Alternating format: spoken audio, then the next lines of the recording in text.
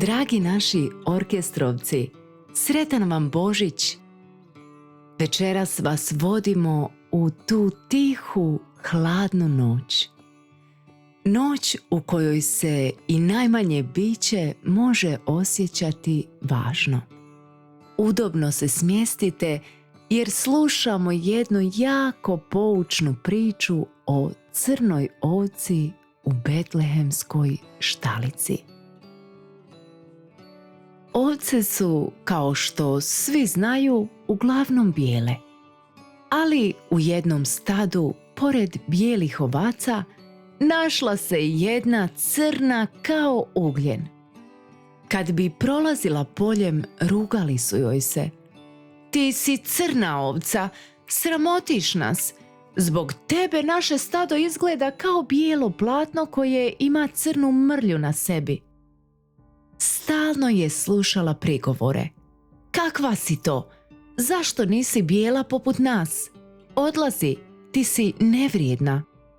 Riječi su na krhka leđa crne ovce padale kao kamenje. Bila je očajna.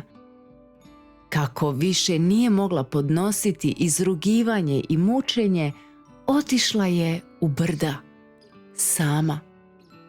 "Barem ću moći u miru pasti i odmarati se u hladu," mislila je, ali ni u brdima nije živjela u miru. Sa svakim zalaskom sunca, kad se na brda spuštala noć, čula je životinje kako govore: "Kako ova živi? Uvijek je sama." Jedne večeri suznih je očiju crna ovca gledala u daljinu, tražeći sklonište. Ugledala je špilju osvijetljenu slabašnim svjetlom.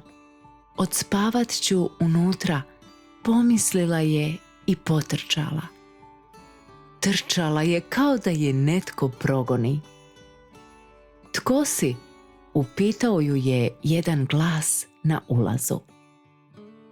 "Ja sam ovca koju nitko ne voli, crna ovca. Izbacili su me iz stada. I mojoj ženi i meni isto se dogodilo. Ni za nas nije bilo mjesta u svratištu, zato smo se sklonili ovdje. Ja sam Josip, a ovo je Marija. Upravo je rodila dječaka." Radost je obuzela crnu ovcu. Prva će vidjeti Isusa, prva od svih. "Hladno je.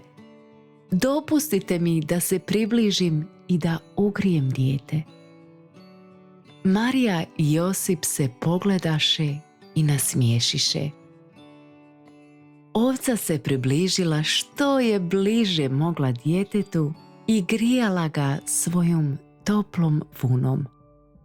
Dijete se probudilo i šapnulo joj na uho: "Došao sam baš zbog takvih kao što si ti. Došao sam zbog izgubljenih ovaca."